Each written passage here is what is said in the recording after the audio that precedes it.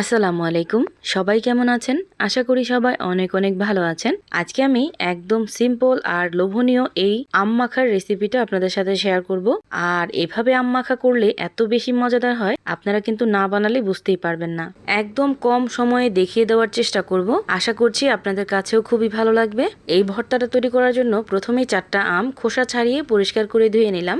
তারপর বটির সাহায্যে বা চাকুর সাহায্যে এইরকম পাতলা পাতলা করে কেটে নেব।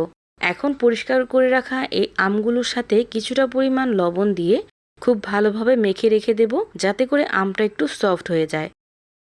এভাবে রেস্টে রেখে দিলাম। এদিকে ভর্তা তৈরি করার মেন উপকরণ নিয়ে নিলাম অনেকটা পরিমাণ তেঁতুল। অবশ্যই এই ভর্তাটা তৈরি করার সময় তেঁতুলটা এখানে ব্যবহার করবেন। দিয়ে দিলাম 4 থেকে 5 চামচ পরিমাণ আমার ঘরে তৈরি কাসুন্দি। দিয়ে দিলাম 1 চামচ পরিমাণ বিট লবণ। শুকনো মরিচের গুঁড়া দিয়ে দিলাম। ঝাল আপনারা যেরকম পছন্দ করেন ঠিক ওই রকমই দিয়ে দিবেন। কিছুটা পরিমাণ বড় ধনিয়া পাতা ছোট ছোট করে কেটে দিয়ে দিলাম। টকটাকে একটু কমিয়ে দেওয়ার জন্য 1 চামচ পরিমাণ চিনি দিয়ে দিলাম। এখানে কিন্তু আমি বেশি কোনো চিনি ব্যবহার করি নাই, 1 চামচ চিনি ব্যবহার করছি। তাতে করে কিন্তু অনেক বেশি মিষ্টিও হয়ে যাবে না, তবে টকের ব্যালেন্সটা হয়ে যাবে। দিয়ে দিলাম একটা লেবু পাতা।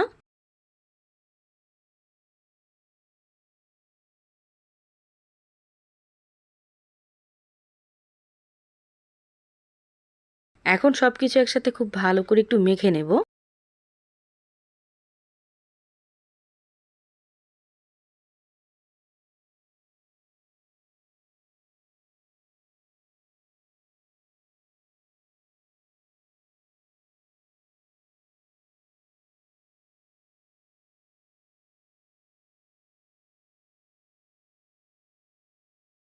এভাবে মেখে নেওয়া হয়ে গেলে আগে থেকে লবণ দিয়ে মাখিয়ে রাখা সেই আমগুলো এখানে দিয়ে দিব।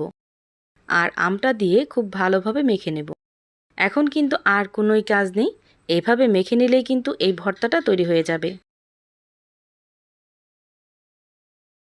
আর এই ভর্তাটা এত বেশি লোভনীয়, আপনারা না বানালে বুঝতেই পারবেন না। অবশ্যই এইভাবে একবার হলো বাসায় তৈরি করে দেখতে পারেন। এভাবে ভর্তা তৈরি করতে দেখে কার কার জিভে পানি চলে আসছে অবশ্যই কমেন্ট করে জানাবেন। আশা করছি আপনাদের কাছে ভালো লাগবে। ভালো লাগলে লাইক, কমেন্ট, শেয়ার করতে ভুলবেন না। সবাই ভালো থাকবেন, সুস্থ থাকবেন। আল্লাহ হাফেজ।